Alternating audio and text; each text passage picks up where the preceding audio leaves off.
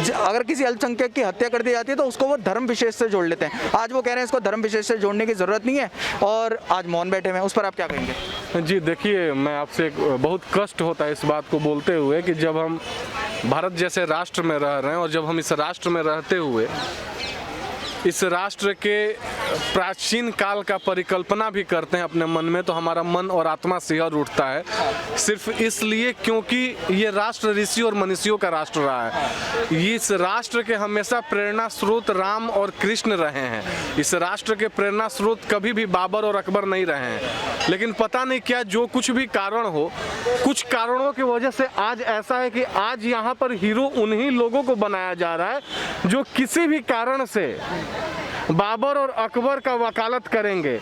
और दोषी किसको ठहराया जा रहा है, कल्प्रित किसको ठहराया जा रहा है? जो बताएं कि राम महान थे, कृष्ण महान थे।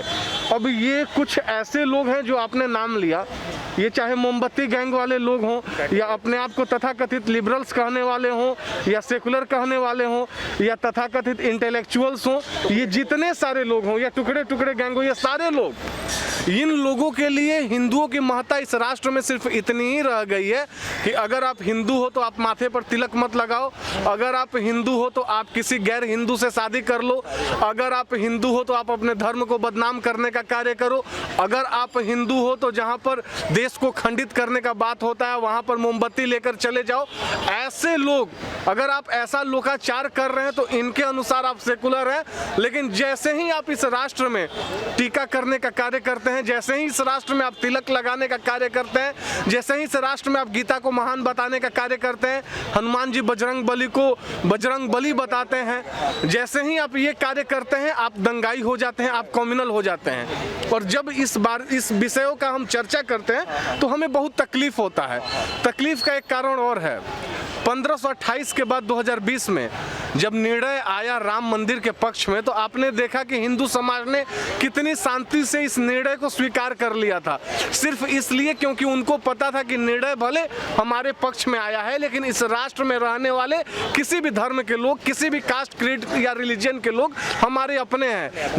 जब हम हिंदुस्तान का बात करते हैं तो हम 135 करोड़ भारतीयों का बात करते हैं, ना कि हम सिर्फ 100 करोड़ हिंदुओं का बात करते हैं। जब प्रधानमंत्री लाल किले से बोलते हैं तो कभी भी नहीं बोलते हैं कि इस राष्ट्र के 100 करोड़ हिंदू हो, वो हमेशा बोलते हैं कि देश के 135 करोड़ भारतीय हो।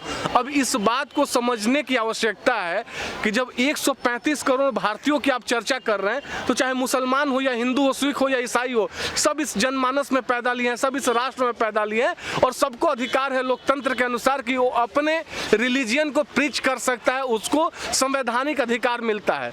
रिंकू शर्मा की क्या गलती थी? सिर्फ यही गलती थी कि वो राम भक्त था और राम भक्त होने के नाते राम भक्तों की टोली में जाकर धन संग्रह करने का कार्य कर रहा था।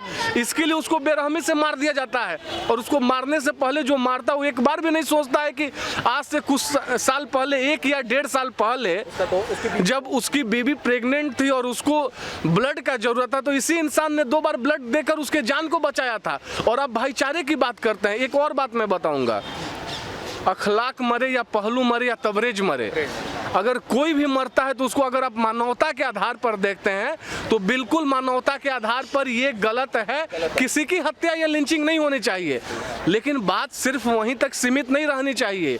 अगर आप अखलाक, पहलू और तबरेज पर आंसू बहाते हैं, ट्वीट का गेम खेलते हैं, तो आपको त्यागी से लेकर के अंकित शर्मा से लेकर के रिंकू शर्मा, कमलेश तिवारी तक, निकिता तोमर, आप कहीं भी जाते हैं तो आपकी नजरिया वही होनी चाहिए कि जैसे हम कवरेज के लिए आंसू बहा रहे हैं, वहीं आंसू हम निकिता तोमर से लेकर अंकित शर्मा और अंकित शर्मा से लेकर रिंकू शर्मा तक बहाएं।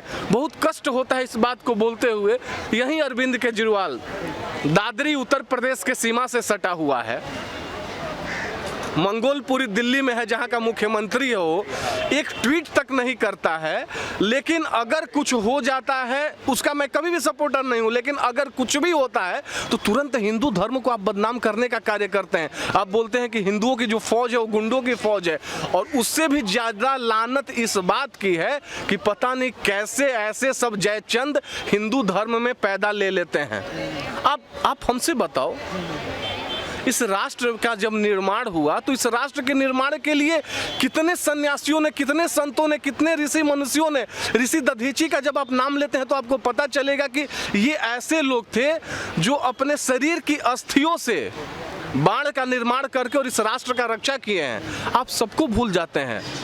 तत्कालीन प्रधानमंत्री, इसके पहले के जो प्रधानमंत्री थे मनमोहन सिंह जी, वो बोलते हैं कि इस राष्ट्र के संसाधनों पर अल्पसंख्यकों का अधिकार है। उस समय तो तथाकथित सेकुलर गैंग और लिबरल गैंग ताली बजाता है। जब अफजल और मकबूल का जेएनयू में बरसी मनाया जाता है तो ये लोग बोलते हैं कि इस राष्ट्र में संवैधानिक अधिकार है कि अब आप अपने मन के अनुसार कुछ भी कर सकते हैं। लेकिन जैसे ही इस राष्ट्र में राम का नाम लगता है, अभी बंगाल का स्थिति देख लीजिए, सुभाष चंद्र बोस जी के जयंती में जब कुछ लोग, कुछ राम भक्त जय श्री राम का नारा लगाते हैं तो सिर्फ इसलिए ममता बनर्जी वहां पर भाषण देने से मना कर देती है क्योंकि वो बोलती है कि यहां पर जय श्री राम का नारा लग रहा है, और वहीं अल्लाहू अकबर के नारा को आगे बढ़ा रही है। हमें कोई कष्ट नहीं है, आप अल्लाहू अकबर के नारे को प्रीच करो, आप अपने रिलीजियन को मानो, लेकिन यार अगर आप अपने रिलीजियन को मान रहे हो तो कोई गुरुद्वारा में पूजा कर रहा है, कोई जाकर ईसाई लोग जो है वो प्रार्थना कर रहा है अपने गिरजा घर में जाकर के, उनको भी करने दो। अगर कोई हिंदू मंदिर में जाकर पूजा कर रहा है तो उसको भी करने दो। आपको परेशानी इससे क्यों होती है? लोग बहुत भाईचारा का चर्चा करते हैं। जो कश्मीरी हिंदुओं के साथ 1990 में हुआ उसके बारे में कोई चर्चा करना क्यों नहीं चाहता है? क्या उसके बारे में चर्चा करने का अधिकार इस देश का संविधान नहीं देता है? और जब इस देश का संविधान उसके बारे में चर्चा करने का अधिकार देता है तो इस देश के हिंदुओं से आग्रह है कि आप नेशन फर्स्ट की बात करते हैं लेकिन वो रिलीजन फर्स्ट की बात करते हैं। आपको अपने दिमाग में समझने की आवश्यकता है कि नेशन फर्स्ट तो रहेगा ही, लेकिन नेशन फर्स्ट के साथ रिलीजन फर्स्ट भी आपको लेकर चलना होगा। जब दोनों नारा आप एक साथ लेकर चलेंगे तभी आप हिंदुत्व को बचा पाएंगे और भारत की सदी को हिंदुत्व की सदी बना सकेंगे। अगर आप वो करने से कतरा रहे हैं, शर्मा रहे हैं, अपने आप को तथाकथित मॉडर्न बनाने के लिए वैसे लोग का मजाक उड़ा रहे हैं, तो आप विश्वास कीजिए कि कहीं भी अपने आत्मा में इस बात को ना रखिएगा कि इस राष्ट्र में आप सुरक्षित हैं। इस राष्ट्र में अगर आज रिंकू शर्मा के मरने का दिन था तो कल का दिन आपका या मेरा हो सकता है। सर वहीं पर जो पुलिस वाले हैं वो ये बात कर रहे हैं कि जो भी हत्या हुई, ये सारी जो हुई ये पहले से प्री प्लान नहीं थी। परिवार वाले बोल रहे हैं पहले से ही प्री प्लान था कि 5 अगस्त से जब से उन्होंने झंडा पकड़ा था, जय श्री राम के जो नारे लगाए थे, तब से जो उनके दोस्त थे वो उससे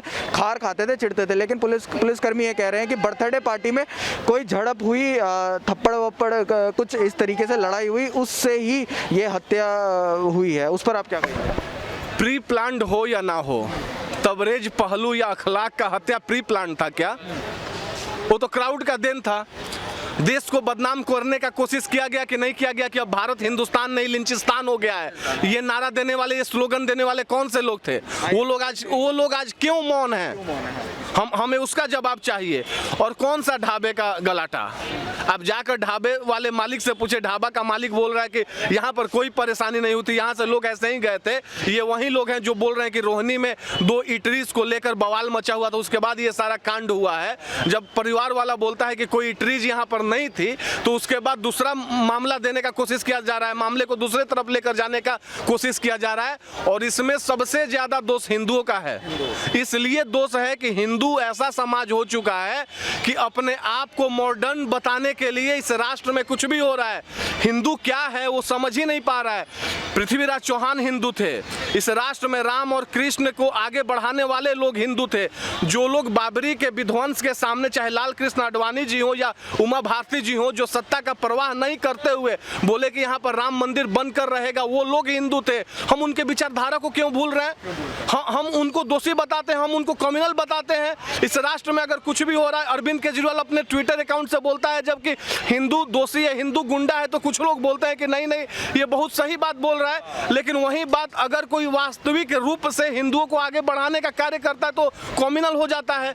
जब तक हिंदू समाज नहीं जागृत होगा, जब तक हिंदू समाज के मन में ये बात नहीं आएगा कि कैसे हिंदुओं का रक्षा करना है, कैसे अपने धर्म का रक्षा करना है। और एक और बात मैं बताता हूँ, जब मैं हिंदुइज्म की चर्चा करता हूं, जब मैं धर्म की चर्चा करता हूं, तो मैं हिंदू धर्म को सबसे ऊपर इसलिए बताता हूं क्योंकि हिंदू कोई धर्म नहीं है, हिंदू जीवन जीने की कला सिखाता है। जो हिंदुइज्म के बारे में जान जाएगा उसको पता है कि ये आर्ट ऑफ लिविंग का कला सिखाता है, और जो इंसान आर्ट ऑफ लिविंग का कला सिखाता है वो कभी कॉम्युनल नहीं हो सकता है। आप याद कीजिए कुछ दिन पहले का बात, आरएसएस के संचालक मोहन भागवत जी ने बोला था कि हिंदू तो कभी गद्दार नहीं हो सकता। इस देश में कितना बवाल मचा था। खबीस कुमार जैसे लोग और बहुत सारे पतलचात पत्रकार, उन लोगों को मैं पतलचात पत्रकार से ज्यादा कुछ नहीं समझता हूं, ये लोग अपने प्राइम टाइम में 35 से 40 मिनट इसी न्यूज को चलाने का कार्य किए थे कि देखिए अब इस राष्ट्र में क्या हो रहा है और लोग क्या कर रहे हैं। लेकिन आज सारे लोग, कल की घटना है रिंकू शर्मा की, कल की घटना है भाई साहब, 2 मिनट भी प्राइम टाइम हो, या जितने सारे भी लिबरल्स पत्रकार हैं, विशाल शर्मा है या अजीत अंजुम जैसे लोग हैं, जो जब दिल्ली झुलस रही थी, जब 26 जनवरी का लाल किला पर दंगा हुआ, ये लोग हिंसा कराने के सबसे मुख्य कल्प्रिट थे। 2 मिनट का टाइम ये लोग नहीं निकाल सकते हैं एक वीडियो बनाने के लिए। क्या हिंदुत्व तो इतना गढ़ चुका है? और अगर हिंदुत्व तो गढ़ रहा है तो आज भी मैं बता रहा हूं, हमारे या आपके जैसे लोगों को आवाज उठाने की साहस सिर्फ इसलिए है, हम वकालत सिर्फ इसलिए कर ले रहे हैं क्योंकि कहीं ना कहीं सत्ता में जो सरकार बैठी हुई है हमें बोलने दे रही है।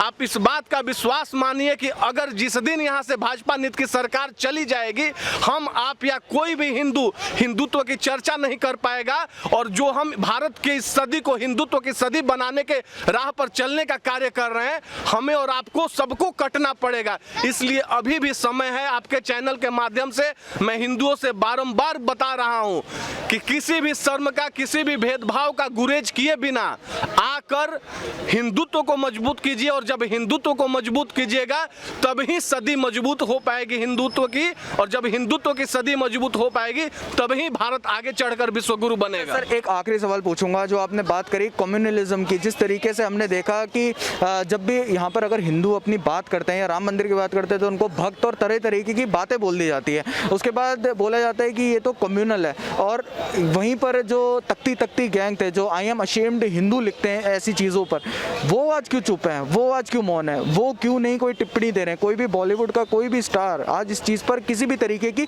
कोई भी टिप्पणी नहीं दे रहा, चाहे स्वरा भास्कर हो गई, चाहे विशाल ददलानी हो गए, जो तख्ती लेकर खड़े हो जाते थे और बोलते थे आई एम अशेम्ड हिंदू, यहाँ पर हिंदुओं की बातें नहीं होनी चाहिए, हमारी सेक्युलर कंट्री है। अब कहाँ चला गया उनका सेक्युलरिज्म?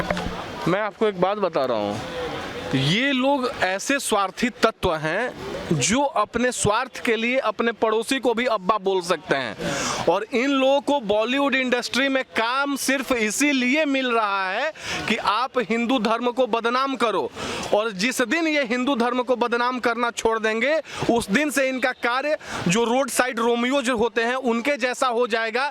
ये उससे ज़्यादा कुछ नहीं रह पाएंगे, और सिर्फ अपनी स्वार्थ की रोटी सेकने के लिए ये लोग हिंदुत्व को बदनाम करने का कार्य कर रहे हैं, और इनके दिमाग में बस एक ही बात चल रहा है कि हिंदुत्व भाड़ में जाए, जो हो सो हो। हम तथाकथित इंटेलेक्चुअल बनने के लिए, सेकुलर बनने के लिए अपनी रोटी सेकते रहें, और अपनी रोटी सेकने के लिए अगर हमको हिंदुत्व की बलिवेदी भी चढ़ानी पड़े तो हमको उससे कोई गुरेज नहीं है। आप स्वरा भास्कर का नाम ले या विशाल ददलानी का नाम ले या वो सावधान इंडिया वाले सुशांत का नाम ले, ये लोग उसके जीते जागते उदाहरण हैं। चलिए ठीक है, बहुत बहुत शुक्रिया।